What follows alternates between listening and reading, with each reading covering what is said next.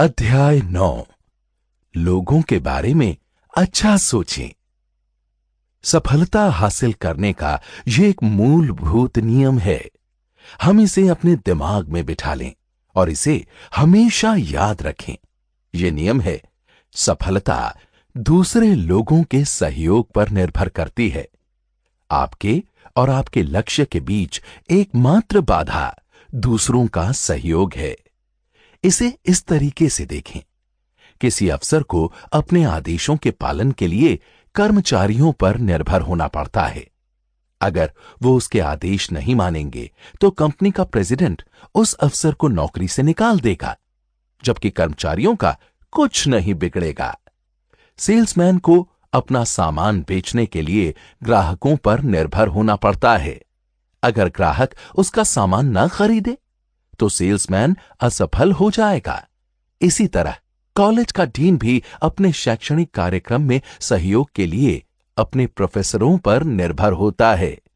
एक राजनेता अपने चुनाव के लिए मतदाताओं पर निर्भर होता है।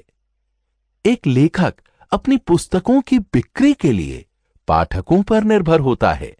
कोई चेन स्टोर मालिक सिर्फ इसलिए चेन स्टोर मालिक बना क्योंकि कर्मचारियों ने उसे लीडर माना और ग्राहकों ने उसकी व्यावसायिक योजना को पसंद किया।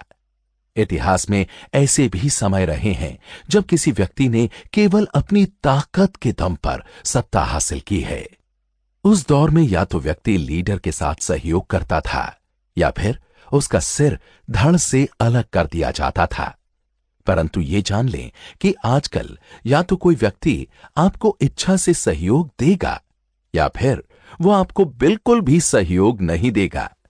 अब आप पूछ सकते हैं, चलिए ये मान लिया कि मैं जो सफलता चाहता हूं उसे हासिल करने के लिए मुझे दूसरों पर निर्भर रहना पड़ता है, परंतु मैं किस तरह लोगों को प्रेरित करूं कि वो मुझे सहयोग दें और मुझे लीडर मान लें? इसका जवाब एक छोटे से वाक्य में दिया जा सकता है, लोगों के बारे में अच्छा सोचें। जब आप लोगों के बारे में अच्छा सोचेंगे तो वो आपको पसंद करेंगे और आपको सहयोग भी देंगे। ये अध्याय बताता है कि आप ऐसा कैसे कर सकते हैं। दिन में हजारों बार इस तरह का दृश्य घटित होता है। किसी कमेटी या समूह की बैठक चल रही है। इसका लक्ष्य है किसी प्रमोशन, नई नौकरी, क्लब की सदस्यता, सम्मान के लिए नामों पर विचार, जैसे कंपनी के नए प्रेसिडेंट, नए सुपरवाइजर, नए सेल्समैन के लिए। समूह के सामने एक नाम रखा जाता है। चेयरमैन पूछता है, इसके बारे में आपकी क्या राय है? इसके बाद वहां बैठे सभी लोग अपनी अपनी राय देते हैं। कई नामों के बारे में यह राय सकारात्मक होती है, जैसे वो व्यक्ति बढ़िया है, लोग उसकी तारीफ करते हैं, उसका तकनीकी ज्ञान भी अच्छा है। मिस्टर एफ वो मिलनसार हैं, खुशमिजाज व्यक्ति हैं, मुझे यकीन है कि यह व्यक्ति हमारे ऑफिस में ठीक तरह से फिट हो जाएगा। कई नाम पर विचार करते समय हम नकारात्मक वक्तव्य सुन सकते हैं। मुझे लगता है कि हमें इस व्यक्ति के बारे में अच्छी तरह खोजबीन करनी चाहिए, उसकी लोगों से पटरी नहीं बैठ पाती। मैं जानता हूं कि उसका शैक्षणिक और तकनीकी ज्ञान अच्छा है, मुझे उसकी योग्यता पर कोई संदेह नहीं है, परंतु फिर भी मुझे इस बात की चिंता होती है कि वो हमारी कंपनी में किस तरह फिट होगा। लोग न तो उसे पसंद करते हैं और न ही उसकी इज्जत करते हैं। यह एक बहुत ही महत्वपूर्ण सिद्धांत है। 10 में से 9 बार पसंद किए जाने की बात सबसे पहले कही जाती है और ज्यादातर मामलों में पसंद किए जाने के तत्व को तकनीकी योग्यता से ज्यादा महत्व दिया जाता है। यूनिवर्सिटी प्रोफेसर के चयन में भी यही सिद्धांत महत्वपूर्ण भूमिका निभाता है। मेरे खुद के एकेडमिक अनुभव से मैं जानता हूं कि नए फैकल्टी मेंबर के लिए नामों पर किस तरह विचार किया जाता है। जब भी नाम आता है, समूह उस पर इस तरह विचार करता था, क्या वो फिट हो पाएगा? क्या छात्र उसे पसंद करेंगे? क्या वो स्टाफ के दूसरे लोगों को साथ लेकर चल सकेगा? गलत, अनअकैडमिक नहीं, अगर किसी व्यक्ति को पसंद नहीं किया जाता हो तो वो अपने छात्रों को प्रभावी ढंग से नहीं पढ़ा सकता। इस बात को ठीक से समझ लें। किसी आदमी को ऊपर की तरफ खींचा नहीं जाता है, इसके बजाय उसे बस सहारा दिया जाता है। आज के दौर में किसी के पास इतनी फुर्सत या धीरज नहीं है कि वो किसी दूसरे को नौकरी की सीढ़ी पर ऊपर खींचे। किसी व्यक्ति को इसलिए चुना जाता है क्योंकि वो बाकी सभी लोगों से ऊंचा नजर आता है। हमें ऊपर की सीढ़ी पर चढ़ने के लिए सहारा तब दिया जाता है जब लोगों को यह लगता है कि वो हमें पसंद करते हैं। आप जब भी एक दोस्त बनाते हैं, वो आपको 1 इंच ऊपर पहुंचा देता है, और चूंकि आप पसंद किए जाते हैं, इसलिए ऊपर उठाते समय सामने वाले को वजन भी नहीं लगता। सफल लोगों के पास लोकप्रिय बनने की योजना होती है। क्या आपके पास है? जो लोग चोटी पर पहुंचते हैं वो इस बारे में ज्यादा नहीं बताते कि लोगों के बारे में अच्छा सोचने की उनकी तकनीकें क्या हैं। परंतु आपको यह जानकर हैरानी होगी कि बहुत से महान लोगों के पास लोगों को प्रभावित करने की एक स्पष्ट, निर्धारित, यहां तक कि लिखित योजना भी होती है। राष्ट्रपति लिंडन जॉनसन का उदाहरण लें। प्रेसिडेंट बनने से पहले लिंडन जॉनसन ने सफलता का अपना 10 सूत्रीय कार्यक्रम तैयार किया था। इतिहास गवाह है कि वो इन सूत्रों को अपने जीवन में उतारते थे, और ये सूत्र हैं। पहला, नाम याद रखने की आदत डालें। अगर आप ऐसा नहीं करते तो सामने वाले को यह लग सकता है कि आपकी उसमें रुचि नहीं है। दूसरा, एक ऐसे आरामदेह व्यक्ति बने जिससे आपके साथ होने पर कोई तनाव में ना रहे। मजाकिया, अनुभवी टाइप के व्यक्ति बने। तीसरा, अपने दिमाग को ठंडा रखने की आदत डालें ताकि कठिन परिस्थितियां आपको उत्तेजित या परेशान न करें। चौथा, बड़ बोले ना बने। सामने वाले को यह एहसास न होने दें कि आप खुद को सर्वज्ञानी समझते हैं। पांचवा, दिलचस्प बनने की आदत डालें ताकि लोग आपके आसपास रहना चाहें। छठा, अपने व्यक्तित्व से चुभने वाले तत्वों को बाहर निकाल फेंकें। सातवां, सच्ची धार्मिक भावना से हर गलतफहमी दूर करने की कोशिश करें। अपनी शिकायतों को नाली में बहा दें। आठवां, लोगों को पसंद करने का अभ्यास करें और कुछ समय बाद आप सचमुच उन्हें पसंद करने लगेंगे। नवां, किसी की उपलब्धियों या सफलता पर बधाई देने का कोई मौका न गंवाएं, न ही दुख या निराशा में संवेदना जताने का अवसर खोएं। 10वां, लोगों को आध्यात्मिक शक्ति दें और वो आपको पसंद करने लगेंगे। इन 10 आसान परंतु बेहद प्रभावी लोगों को पसंद करने के नियमों की वजह से प्रेसिडेंट जॉनसन को उनके मतदाताओं ने, संसद ने पसंद किया। इन 10 नियमों को जीवन में उतारने से प्रेसिडेंट जॉनसन को सहारा देकर ऊपर पहुंचाना ज्यादा आसान हो गया। इन नियमों को एक बार फिर से सुने। ध्यान दें कि यहां बदला लेने की बात नहीं कही गई है। यहां यह भी नहीं कहा गया है कि गलतफहमी दूर करने के लिए आप सामने वाले की पहल का इंतजार करें। यहां पर इस तरह का विचार भी नहीं है कि मैं ही सब कुछ जानता हूं और बाकी सब लोग मूर्ख हैं। चाहे वो बिजनेस में हो, कला, विज्ञान या राजनीति में हो, महान लोग बहुत मानवीय, खुशमिजाज होते हैं। उनमें ऐसी कला होती है कि लोग उन्हें पसंद करने लगते हैं। परंतु दोस्ती खरीदने की कोशिश ना करें, क्योंकि दोस्ती बिकाऊ नहीं होती।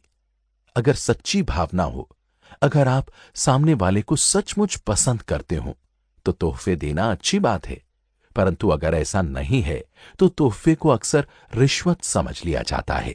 पिछले साल क्रिसमस के कुछ दिन पहले मैं एक मध्यम आकार की ट्रैकिंग फर्म के प्रेसिडेंट के ऑफिस में बैठा हुआ था। जब मैं विदा लेने लगा था तो वहां पर एक डिलीवरी मैन तोहफा लेकर आया जो उसे स्थानीय टायर रिकैपिंग फर्म ने भिजवाया था। तोहफे को देखकर मेरे दोस्त का दिमाग खराब हो गया और उसने चिढ़कर डिलीवरी मैन से कहा कि वो तोहफे को वापस ले जाए और भेजने वाले को सौंप दे। जब डिलीवरी मैन चला गया तो मेरे दोस्त ने मुझसे कहा, मुझे गलत मत समझना, मुझे तोहफे लेना और देना दोनों ही पसंद है। फिर उसने मुझे उन तोहफों के बारे में बताया जो उसे उसके दोस्तों ने दिए थे, परंतु उसने आगे कहा, जब तोहफा रिश्वत की तरह दिया जाए, अपना काम निकलवाने के लिए दिया जाए, तो मैं इसे पसंद नहीं करता। मैंने इस फर्म के साथ बिजनेस करना 3 महीने पहले बंद कर दिया था क्योंकि उनका काम ठीक नहीं था और मैं उनके कर्मचारियों को भी पसंद नहीं करता था, परंतु उनका सेल्समैन बार बार हमारे यहां चला आता था। मुझे गुस्सा इस बात पर आता है, उसने कहा, कि पिछले सप्ताह यही सेल्समैन यहां पर आया और उसने ये कहने की हिमाकत की कि हम चाहेंगे कि आप हमें काम दें। मैं सांता से जाकर कहूंगा कि वो आपको इस साल कोई अच्छा सा तोहफा जरूर भिजवा दे। अगर मैंने ये तोहफा वापस नहीं किया होता तो अगली बार वो सेल्समैन आकर जो पहली बात कहता वो ये होती, आपको तोहफा तो पसंद आया है ना। दोस्ती खरीदी नहीं जा सकती और जब हम इसे खरीदने की कोशिश करते हैं तो हमें 2 तरह के नुकसान होते हैं। पहला, हम पैसा गंवाते हैं। दूसरा, हम दुर्भावना पैदा करते हैं। दोस्ती करने में पहल करें। सफल लोग यही करते हैं। यह सोचना ज्यादा आसान और स्वाभाविक है। सामने वाले को पहल करनी चाहिए, उसे मेरे घर पहले आना चाहिए, पहले उसे बात शुरू करनी चाहिए। दूसरे लोगों को इस तरह से नजरअंदाज करना बहुत आसान होता है। हां, यह आसान है और स्वाभाविक है, परंतु लोगों के बारे में अच्छा सोचने का यह सही तरीका नहीं है। अगर आप इस बात का इंतजार करेंगे कि दूसरा व्यक्ति दोस्ती की नींव रखे तो आपके पास कभी ज्यादा दोस्त नहीं होंगे। वास्तव में यही सच्चे लीडर की पहचान है कि वो लोगों से पहचान बढ़ाने में पहल करता है। अगली बार आप जब भी किसी बड़े समूह में खड़े हों तो इस बात को ध्यान से देखें। वहां पर मौजूद सबसे महत्वपूर्ण व्यक्ति वो होता है जो अपना परिचय देने में सबसे ज्यादा सक्रिय होता है। वो व्यक्ति सचमुच सफल होगा जो आपके पास आता है, आपसे हाथ मिलाता है और कहता है, हेलो, मैं जयकार। इस बात पर थोड़ा विचार करें और आप पाएंगे कि वो व्यक्ति इसलिए सफल होगा क्योंकि वो दोस्ती बनाने के लिए मेहनत कर रहा है। लोगों के बारे में अच्छा सोचें। जैसा मेरे एक दोस्त का कहना है, चाहे मैं उसके लिए महत्वपूर्ण न हूं, परंतु वो मेरे लिए महत्वपूर्ण है, इसी कारण मुझे उसे करीब से जानना चाहिए। आपने कभी सोचा है कि लोग लिफ्ट का इंतजार करते समय पुतलों की तरह क्यों खड़े हो जाते हैं जब तक कि वो अपने किसी परिचित के साथ ना हो? तब तक ज्यादातर लोग अपने आसपास खड़े लोगों से बात ही नहीं करते। एक दिन मैंने इस बारे में छोटा सा प्रयोग करने का फैसला किया। मैंने अपने पास खड़े व्यक्ति से बातचीत शुरू करने का फैसला किया। मैंने 25 बार लगातार ऐसा किया और 25 बार ही मुझे इसके जवाब में सकारात्मक दोस्ताना जवाब मिला। हालांकि अजनबियों के साथ बात करने को अच्छे मैनर्स में शामिल नहीं किया जाता, परंतु ज्यादातर लोग फिर भी इस बात को पसंद करते हैं और ये रहा इसका लाभ। जब आप किसी अजनबी के बारे में कोई सकारात्मक बात कहते हैं तो उसका मूड अच्छा हो जाता है, आपको भी अच्छा लगता है और आपको शांति और खुशी भी मिलती है। हर बार जब भी आप किसी व्यक्ति की तारीफ करते हैं तो आप दरअसल अपने आप को लाभ पहुंचा रहे होते हैं। ये अपनी कार को जाड़े के दिनों में गर्म करने की तरह है। यहां जरा सी पहल से दोस्त बनाने के 6 तरीके दिए जा रहे हैं। पहला, हर मौके पर दूसरों को अपना परिचय दें। पार्टी में, बैठकों में, हवाई जहाज में, ऑफिस में, हर जगह। दूसरा, यह सुनिश्चित कर लें कि सामने वाला आपका नाम ठीक से जान ले। तीसरा, यह सुनिश्चित कर लें कि आप सामने वाले के नाम का उच्चारण ठीक से कर सकें। चौथा, सामने वाले का नाम लिख लें और यह सुनिश्चित कर लें कि आपने उसकी स्पेलिंग सही लिखी हो। अगर आप किसी के नाम की गलत स्पेलिंग लिखेंगे तो हो सकता है कि वो दोस्त की बजाय आपका दुश्मन बन जाए। अगर संभव हो तो उसका पता और फोन नंबर भी लिख लें। पांचवा, आप जिन नए दोस्तों से मिलें उनमें से आप जिससे परिचय बढ़ाना चाहते हो उन्हें चिट्ठी लिखें या फोन करें। यह बहुत महत्वपूर्ण है। ज्यादातर सफल लोग नए दोस्त बनाने के बाद उन्हें चिट्ठी लिखते हैं या फिर फोन पर उनसे बात करते हैं।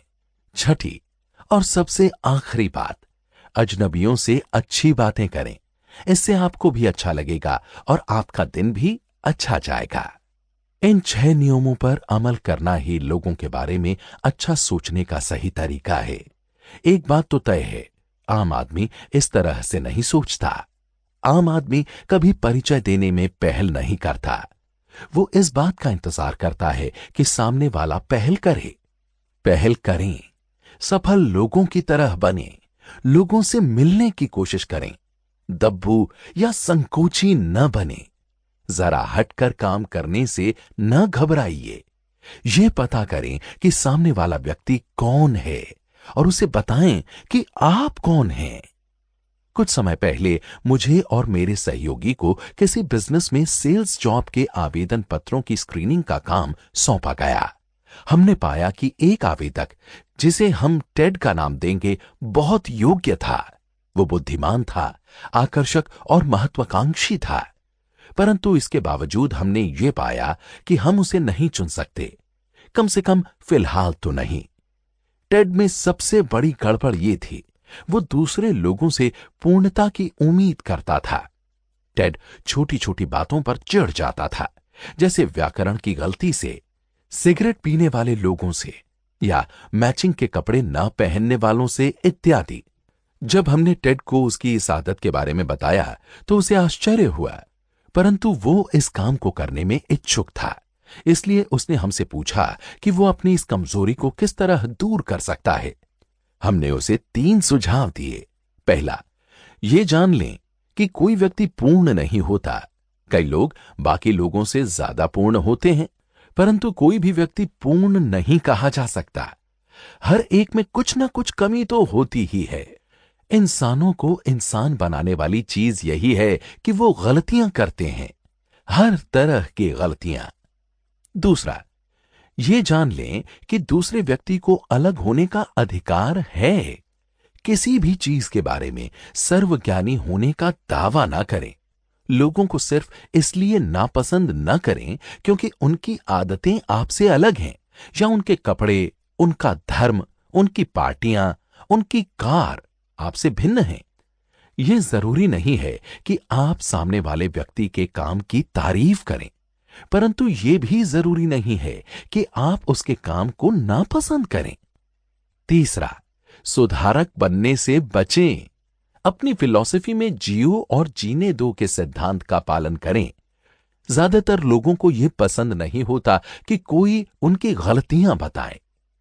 किसी के बारे में आपके विचार होना गलत नहीं है, परंतु कई बार उन विचारों को न कहने में ज्यादा समझदारी होती है। टेड ने इन सुझावों पर काफी मेहनत से अमल किया। कई महीनों बाद वो पूरी तरह बदल गया। अब वो लोगों के प्रति ज्यादा उदार हो चला है। वो जान गया है कि लोग न तो पूरी तरह अच्छे होते हैं और न ही पूरी तरह बुरे होते हैं। वो कहता है, पहले मैं जिस बात से चिढ़ जाता था, अब उसी बात में मुझे मजा आने लगा है। अब जाकर मुझे ये समझ आया है कि अगर सभी लोग एक जैसे होते और सभी पूर्ण होते तो ये दुनिया कितनी नीरस हो जाती। इस आसान परंतु महत्वपूर्ण बात का ध्यान रखें, कोई भी व्यक्ति पूरी तरह अच्छा या बुरा नहीं होता। पूर्ण व्यक्ति इस दुनिया में कोई नहीं होता। हम सभी आधे अधूरे होते हैं। अब अगर हम अपने चिंतन को नियंत्रित न करें तो हमें हर व्यक्ति में बुराई दिख सकती है, परंतु अगर हम अपने चिंतन को नियंत्रित कर लेते हैं तो हम हर व्यक्ति में अच्छाई भी खोज सकते हैं। इसे इस तरह से देखें, आपका दिमाग एक मानसिक ब्रॉडकास्टिंग स्टेशन है। इस ब्रॉडकास्टिंग सिस्टम में बराबर ताकत वाले 2 चैनल हैं जिनके माध्यम से आप ये संदेश पहुंचाते हैं। चैनल पी यानी सकारात्मक चैनल और चैनल एन यानी नकारात्मक चैनल। आइए अब देखें कि आपका ब्रॉडकास्टिंग सिस्टम किस तरह काम करता है। मान लें कि आपके बॉस, हम उनका नाम मिस्टर जैकब्स रख लेते हैं, ने आपको अपने कैबिन में बुलाया और आपके काम का मूल्यांकन किया। उन्होंने आपके कई कामों की तारीफ की और साथ ही आपको कुछ सुझाव भी दिए कि आप अपने काम को किस तरह और बेहतर तरीके से कर सकते हैं। आज की रात यह स्वाभाविक ही है कि आप उस बारे में सोचें। अगर आप चैनल एन को चालू करते हैं तो वहां पर उद्घोषक कुछ इस तरह की बातें करेगा। सावधान, जैकब तुम्हें नीचा दिखाना चाहता है। उसे दूसरों को परेशान करने में मजा आता है। तुम्हें उसकी सलाह की कोई जरूरत नहीं है। भाड़ में जाए उसकी सलाह। याद करो जो ने जैकब के बारे में क्या बताया था। वो ठीक कहता था। जैकब तुम्हें भी उसी तरह जलील करना चाहता है जिस तरह उसने जो को जलील किया था। उसका विरोध करो। अगली बार जब वो तुम्हें बुलाए तो तुम उसकी बात चुपचाप मत सुनो, बल्कि उससे बहस करो। या इससे भी बेहतर तो यह होगा कि तुम इंतजार मत करो, कल खुद ही जाकर उससे मिलो और पूछो कि तुम्हारी आलोचना उसने क्यों की। परंतु अगर आप चैनल पी को सुनते हैं तो यहां उद्घोषक कुछ इस तरह की बात करता है। मिस्टर जैकब्स भले आदमी हैं। उन्होंने मुझे जो सुझाव दिए हैं वो सचमुच बहुत अच्छे हैं। अगर मैं उन सुझावों पर अमल करूं तो शायद मेरा काम सुधर जाए और बाद में मेरा प्रमोशन भी हो जाए। मिस्टर जैकब्स ने तो मेरी गलतियां बताकर मुझ पर एहसान किया है। कल ही मैं जाऊंगा और उनकी रचनात्मक मदद के लिए उन्हें धन्यवाद दूंगा। बिल ठीक कहता है, जैकब्स के साथ काम करना बहुत अच्छा है। इस मामले में अगर आप चैनल एन की बात सुनेंगे तो हो सकता है कि आपके संबंध आपके बॉस से खराब हो जाएं और आप कोई गलत या खतरनाक हरकत कर बैठें। परंतु अगर आप चैनल पी की बात मानेंगे तो आपके बॉस के सुझावों से आपको लाभ मिलना तय है और इसके अलावा आप उनके करीब भी पहुंच जाएंगे। वो आपसे मिलना पसंद करेंगे। जाएं, कोशिश करके देखें। यह ध्यान रखें कि आप जितनी ज्यादा देर तक चैनल पी या चैनल एन की बातें सुनते हैं, आप उस तरह की बातों में सचमुच दिलचस्पी लेने लगते हैं और चैनल बदलना आपके लिए उतना ही मुश्किल हो जाता है। यह सच है क्योंकि एक विचार, चाहे वो सकारात्मक हो या नकारात्मक, अपने जैसे कई विचारों का चेन रिएक्शन पैदा करता है। उदाहरण के तौर पर आप किसी व्यक्ति के उच्चारण के बारे में नकारात्मक सोचने से शुरू कर सकते हैं और जल्दी ही आप ये सोचने लगेंगे कि उसके राजनीतिक या धार्मिक विश्वास कितने गलत हैं, वो कितने गलत ढंग से कार चलाता है, उसकी आदतें कितनी बुरी हैं और उसके अपनी पत्नी के साथ संबंध भी खराब हैं, यहां तक कि वो अपने बाल भी ठीक से नहीं काटता। और अगर आप इस तरह से सोचेंगे तो निश्चित रूप से आप वहां नहीं पहुंच पाएंगे जहां आप पहुंचना चाहते हैं। आप ही दोनों चैनलों के मालिक हैं, इसलिए अपने विचारों के ब्रॉडकास्टिंग स्टेशन पर काबू रखना भी आपकी जिम्मेदारी है। जब आप लोगों के बारे में सोचें तो चैनल पी को सुनने की आदत डाल लें। अगर चैनल एन बीच में आ जाए तो उसे बंद कर दें, फिर चैनल बदल लें। चैनल बदलने के लिए आपको उस व्यक्ति के बारे में कोई अच्छी बात सोचना भर है। सच्ची चेन रिएक्शन शैली में एक विचार के बाद उसी तरह का दूसरा विचार आ जाएगा और इसी तरह एक के बाद एक विचार आते चले जाएंगे और आप खुश होंगे। जब आप अकेले होते हैं तो आप और सिर्फ आप ही यही फैसला कर सकते हैं कि आप चैनल पी सुनेंगे या चैनल एन। परंतु जब आप किसी और के साथ बात करते हैं तो आपके सोचने के तरीके पर उस व्यक्ति का भी कुछ नियंत्रण होता है। हमें ये याद रखना चाहिए कि ज्यादातर लोग नहीं जानते कि लोगों के बारे में सोचने का सही नजरिया क्या होता है। इसलिए आप ये पाएंगे कि कोई व्यक्ति आपकी तरफ दौड़ा चला आएगा और किसी परिचित के बारे में कोई बुरी बात बताने के लिए व्याकुल होगा। आपका सहकर्मी दूसरे कर्मचारी की आपत्तिजनक बातें बता सकता है। आपका पड़ोसी दूसरे पड़ोसी की घरेलू समस्याएं बता सकता है या ग्राहक अपने उस प्रतियोगी की बुराई कर सकता है जिससे आप मिलने जा रहे हों। विचार अपनी ही तरह के विचारों को जन्म देते हैं। असली खतरा यह है कि जब आप किसी दूसरे व्यक्ति के बारे में नकारात्मक विचार सुनते हैं तो आपके मन में भी उसी तरह के विचार आएंगे और आप भी नकारात्मक बातें कर सकते हैं। वास्तव में अगर आप सावधान न हों तो हो सकता है कि आप आग में घी डाल दें और ये कहें, हां, और यही नहीं, क्या तुम्हें पता है? इस तरह की बातें पलट कर वापस आती हैं, बूमरैंग की तरह। दो तरीके हैं जिनसे हम दूसरे लोगों को हमारे पी चैनल को एन चैनल में बदलने से रोक सकते हैं। एक तो ये कि आप तत्काल विषय बदल दें और इस तरह की बात कहें, क्षमा करें जॉन, परंतु मैं तुमसे ये पूछना चाहता था। दूसरा तरीका यह है कि आप वहां से इस तरह की बात कहकर चल दें, अभी मैं जल्दी में हूं, या मुझे एक जगह पहुंचना है और मुझे पहले ही देर हो चुकी है, अब मुझे चलना चाहिए। अपने आप से एक वादा करें, दूसरों को इस बात की अनुमति न दें कि वो आपके चिंतन पर नकारात्मक प्रभाव डालें। चैनल पी को हमेशा लगाए रखें।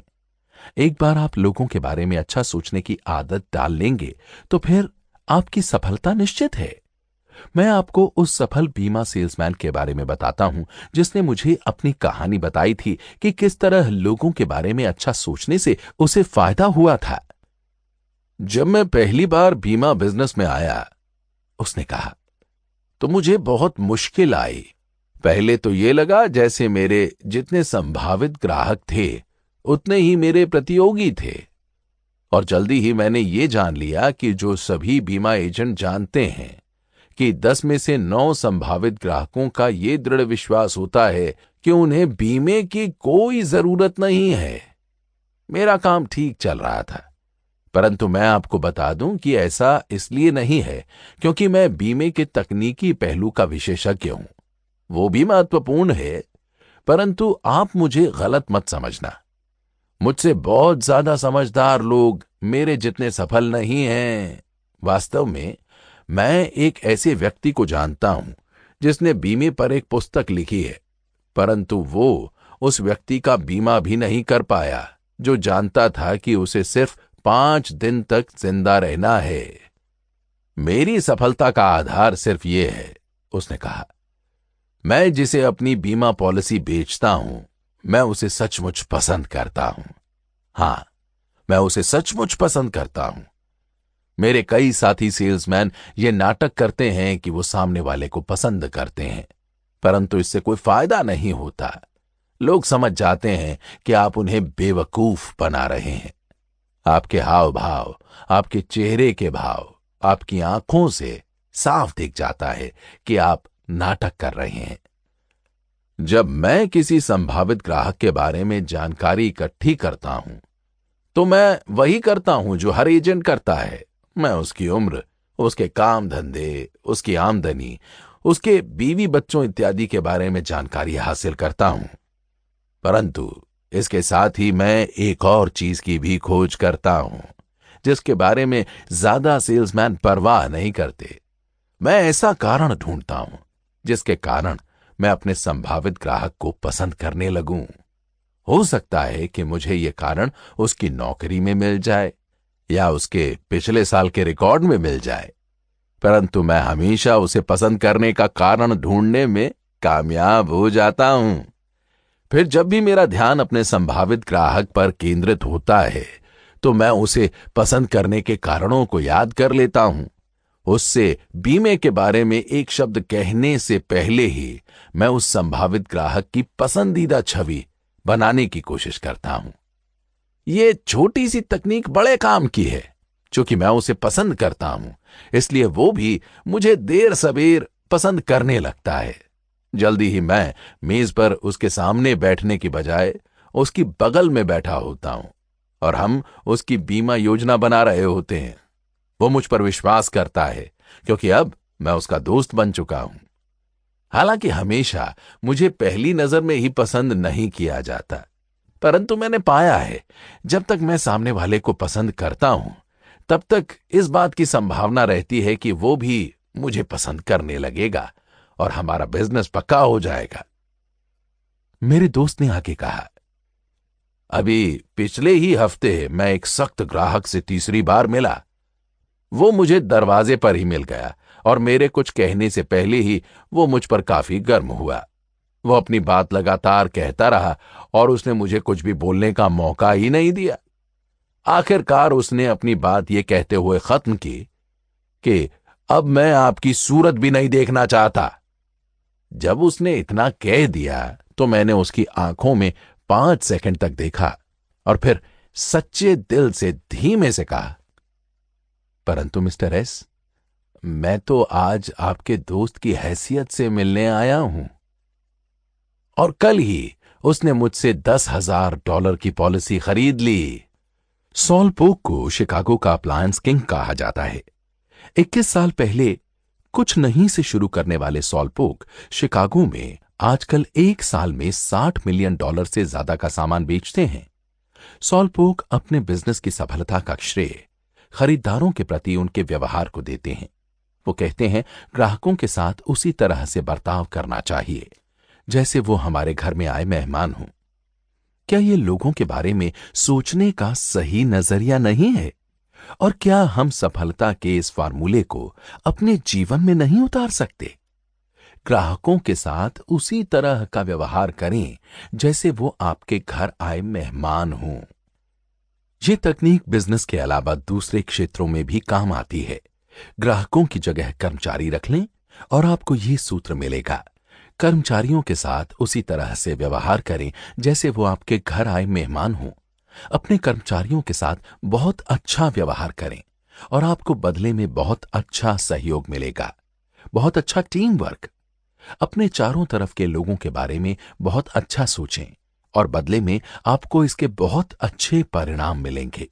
इस पुस्तक के शुरुआती संस्करण का रिव्यू करने वाले मेरे एक दोस्त ने यह सूत्र पढ़ने के बाद मुझसे कहा, ये लोगों को पसंद करने और उनका सम्मान करने का सकारात्मक परिणाम है।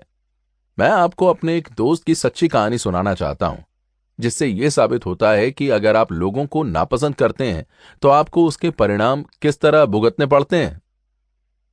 उसके अनुभव में दम था, जरा देखें। मेरी फर्म को एक कॉन्ट्रैक्ट मिला था। हमें सॉफ्ट ड्रिंक बॉटलिंग करने वाली एक छोटी कंपनी को परामर्श सेवाएं देनी थी। कॉन्ट्रैक्ट काफी बड़ा था, लगभग $9,500 का। हमारा ग्राहक बहुत पढ़ा लिखा नहीं था, उसका बिजनेस भी ठीक नहीं चल रहा था और पिछले कुछ सालों में उसने बड़ी भारी गलतियां की थी। कॉन्ट्रैक्ट मिलने के 3 दिन बाद मैं अपने सहयोगी के साथ उस कंपनी के प्लांट में गया, जो हमारी ऑफिस से 45 मिनट दूर था। आज तक मैं नहीं जानता कि बातें किस तरह शुरू हुई, परंतु किसी न किसी कारण हम लोग अपने ग्राहक के नकारात्मक गुणों पर बात करने लगे। हम उसकी मूर्खता पर हंस रहे थे, जिस वजह से उसने अपनी राह में दिक्कतें खड़ी कर ली थीं। उसने अपनी समस्याओं के बारे में हमसे सलाह लेने के बजाय अपनी बुद्धि पर भरोसा किया था और उसी का नतीजा था कि आज उसके बिजनेस का भट्टा बैठ चुका है। मुझे अपनी कही हुई एक बात खास तौर पर याद है। केवल एक चीज ही मिस्टर एफ को गिरने से रोक रही है, और वो है उनका मोटापा। मेरे सहयोगी ने भी इस चर्चा में अपना योगदान दिया। और उसके लड़के को देखो, उसकी उम्र लगभग 35 साल होगी, परंतु अपने काम के बारे में उसकी एकमात्र योग्यता यह है कि उसे अंग्रेजी में बोलना आता है। रास्ते भर हम सिर्फ अपने ग्राहक की बुराई करते रहे और यह सोचते रहे कि वो कितना मूर्ख था। तो उस दोपहर हमारी चर्चा बहुत ठंडी साबित हुई। अब जब मैं पीछे मुड़कर सोचता हूं तो मुझे लगता है कि शायद हमारा ग्राहक ये समझ गया था कि उसके बारे में हमारी सोच नकारात्मक थी। उसने सोचा होगा, ये लोग सोचते हैं कि मैं मूर्ख हूं या नासमझ हूं और वो मुझसे चिकनी चुपड़ी बातें करके मुझसे पैसा ऐंठना चाहते हैं। 2 दिन बाद मुझे इस ग्राहक की 2 लाइनों की चिट्ठी मिली, जिसमें लिखा था, मैंने फैसला कर लिया है कि मैं आपकी परामर्श सेवाओं का लाभ नहीं उठाना चाहता। अगर आज की तारीख तक आपकी सेवाओं का कोई भी भुगतान मुझे करना हो तो कृपया अपना बिल भिजवा दें। 40 मिनट के नकारात्मक विचारों की कीमत हमें इस तरह चुकानी पड़ी कि हमारे हाथ से $9,500 का कॉन्ट्रैक्ट चला गया। इससे भी ज्यादा दुखद बात यह थी कि हमारे भूतपूर्व ग्राहक ने 1 महीने बाद शहर के बाहर की एक फर्म की परामर्श सेवाएं ले ली। अगर हमने उसके अच्छे गुणों पर अपना ध्यान केंद्रित किया होता तो हमने अपने ग्राहक को नहीं खोया होता, और उसमें अच्छे गुण थे, ज्यादातर लोगों में होते हैं। आप एक काम करें जिसमें आपको मजा भी आएगा और साथ ही साथ आप सफलता का ये मूलभूत सिद्धांत भी सीख सकेंगे। अगले 2 दिनों तक आप जितनी चर्चाएं सुन सकते हो सुने। 2 बातों पर ध्यान दें। चर्चा के दौरान कौन ज्यादा बोल रहा है और कौन ज्यादा सफल है। मैंने ये प्रयोग सैकड़ों बार किया है और उसके बाद मैं इस नतीजे पर पहुंचा हूं। वो व्यक्ति जो सबसे ज्यादा बोलता है और वो व्यक्ति जो सबसे ज्यादा सफल होता है, वो दोनों व्यक्ति शायद ही कभी एक होते हैं। शायद इसका अपवाद भी नहीं होता। व्यक्ति जितना सफल होता है वो चर्चा में उतना ही ज्यादा उदार होता है, यानी कि वो सामने वाले को अपने बारे में बात करने देता है। अपने विचार, अपनी उपलब्धियां, अपने परिवार, अपनी नौकरी, अपनी समस्याओं के बारे में बातें करने देता है। चर्चा की उदारता 2 तरह से आपको ज्यादा सफल बनाती है। पहला, चर्चा की उदारता से आपके दोस्त बनते हैं। दूसरा, चर्चा की उदारता से आपको लोगों के बारे में ज्यादा जानने का मौका मिलता है। याद रखें, आम आदमी दुनिया में किसी भी चीज से ज्यादा खुद के बारे में बातें करना पसंद करता है। जब आप उसे इस बात का मौका देते हैं तो वो आपको पसंद करने लगता है। चर्चा में उदारता दिखाना दोस्त बनाने का सबसे आसान और अचूक तरीका है। और चर्चा में उदारता का दूसरा लाभ भी महत्वपूर्ण है, जिसमें आप लोगों के बारे में ज्यादा जान जाते हैं। जैसा हमने पहले अध्याय में कहा है, हम अपनी सफलता की प्रयोगशाला में लोगों का अध्ययन करते हैं। हम उनके बारे में, उनके विचार प्रक्रिया, उनके अच्छे और बुरे गुणों के बारे में, वो कोई काम क्यों और कैसे करते हैं, इस बारे में जितना ज्यादा जान लेते हैं हमें उतना ही लाभ होता है, क्योंकि इस जानकारी से हम उन्हें प्रभावित करने के तरीके आसानी से ढूंढ सकते हैं। मैं आपको एक उदाहरण देना चाहूंगा। बाकी विज्ञापन एजेंसियों की तरह न्यूयॉर्क की एक एडवर्टाइजिंग एजेंसी भी जनता को यह बताया करती थी कि जनता को उसके विज्ञापन में बताई चीजें क्यों खरीदनी चाहिए। परंतु ये एजेंसी एक काम और करती थी। वो अपने विज्ञापन लिखने वालों को हर साल 1 सप्ताह के लिए दुकान में सेल्समैन के काम पर रखती थी, ताकि वो वहां पर उनके द्वारा विज्ञापित चीजों के बारे में लोगों के विचार सुन सकें। सुनने से ही उन्हें इस बात की प्रेरणा मिलती थी कि वो बेहतर, ज्यादा असरदार विज्ञापन लिख सकें। कई प्रगतिशील कंपनियां अपने उन कर्मचारियों का आखिरी इंटरव्यू लेती हैं जो काम छोड़कर जा रहे होते हैं। इसका कारण ये नहीं होता है कि वो कर्मचारी को वहां पर रोकने का प्रयास करती हैं, बल्कि ये जानना होता है कि वो काम छोड़कर क्यों जा रहे हैं। कंपनी के कर्मचारियों के साथ संबंध सुधारने में यह इंटरव्यू बहुत काम आता है। सुनने से फायदा होता है। सुनना सेल्समैन के लिए भी फायदेमंद होता है। अक्सर लोग ये सोचते हैं कि अच्छा सेल्समैन वो होता है जो अच्छा वक्ता हो या तेज बोलने वाला हो, परंतु सेल्स मैनेजरों पर अच्छे वक्ता का उतना प्रभाव नहीं पड़ता जितना एक अच्छे श्रोता का पड़ता है। एक ऐसा व्यक्ति जो सवाल पूछ सकता है और उसके अपेक्षित जवाब हासिल कर सकता है। चर्चा में बोलने की बागडोर न थामे रहें, सुने, दोस्त बनाएं और सीखें। सामने वाले व्यक्ति के साथ चर्चा में शिष्टाचार सबसे अच्छा ट्रैंक्विलाइजर होता है। आप दूसरे लोगों के लिए जो छोटी छोटी चीजें करते हैं वो बहुत महत्वपूर्ण होती हैं। अगर आपका लोगों के बारे में सोचने का नजरिया सही हो तो आपकी बहुत सी कुंठाएं और आपका तनाव निश्चित रूप से कम हो जाएंगे। जब आप शांति से विचार करेंगे तो आप पाएंगे कि आपके तनाव का कारण दूसरे लोगों के प्रति नकारात्मक भावनाएं ही हैं। इसलिए दूसरे लोगों के प्रति अपनी सोच को सकारात्मक बनाएं और ये खोजें कि ये संसार कितना अद्भुत है। लोगों के बारे में सही नजरिए का असली इम्तिहान तब आता है जब चीजें हमारे हिसाब से नहीं होती। आपको कैसा लगता है जब आपकी जगह किसी दूसरे व्यक्ति को प्रमोशन मिल जाता है, या जब आप अपने क्लब के चुनाव में हार जाते हैं, या जब आपके काम की आलोचना होती है? याद रखें, हारने के बाद आप किस तरह से सोचते हैं, इसी बात से तय होता है कि आप कितने समय बाद जीतेंगे। अपनी असफलता के बाद लोगों के बारे में सही तरीके से सोचने की पैरवी बेंजामिन फेयरलेस ने की थी। बहुत गरीब माहौल में बड़े होने के बाद mister fearless United states steel corporation के चीफ एग्जीक्यूटिव बन गए। लाइफ मैगजीन 15 अक्टूबर 1956 में उनकी ये बात छपी थी।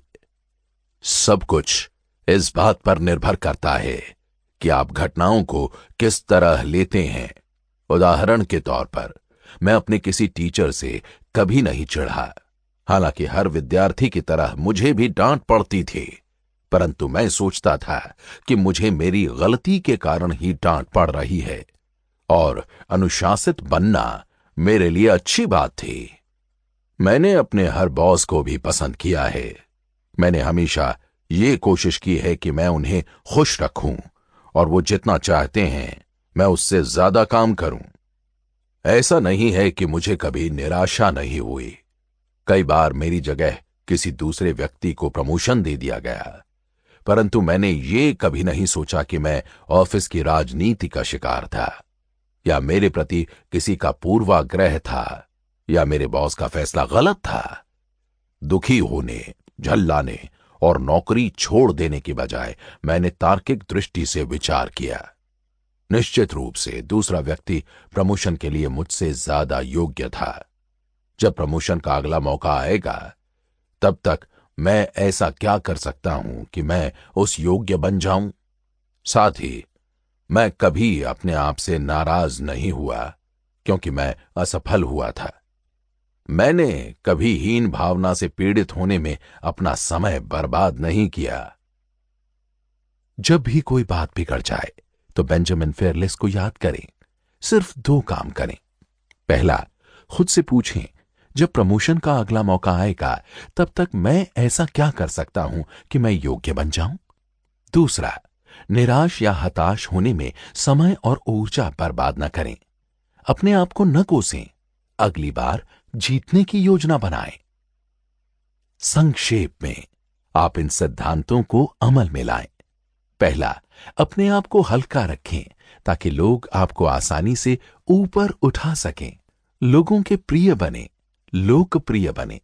इससे उनका समर्थन भी हासिल होता है और आपके सफल होने में सहयोग भी मिलता है। दूसरा, दोस्ती बनाने में पहल करें। हर मौके पर सामने वाले को अपना परिचय दें।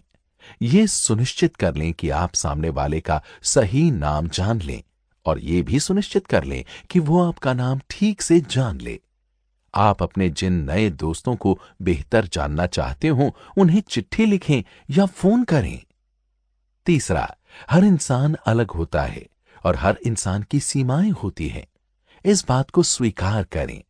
कभी भी व्यक्ति से पूर्णता की उम्मीद ना करें। याद रखें, हर व्यक्ति को अलग होने का अधिकार है और हां, सुधारक बनने की कोशिश ना करें। चौथा, चैनल पी यानी कि अच्छे विचारों के स्टेशन को बार बार सुनते रहें। किसी व्यक्ति की अच्छाइयों और तारीफ के काबिल गुणों को खोजते रहें। उसकी बुराइयों को ढूंढने में अपना समय बर्बाद ना करें। इसके अलावा दूसरे लोगों को अपनी सकारात्मक सोच को नकारात्मक सोच में बदलने का मौका न दें। लोगों के बारे में सकारात्मक चिंतन करें और आपको सकारात्मक परिणाम मिलेंगे। पांचवा, चर्चा में उदार बने। सफल लोगों की तरह बने। दूसरे लोगों को बोलने के लिए प्रोत्साहित करें। दूसरे व्यक्ति को अपने विचार, अपनी उपलब्धियों के बारे में बातें करने का पूरा मौका दें। छठा, हर समय शिष्टाचार निभाएं।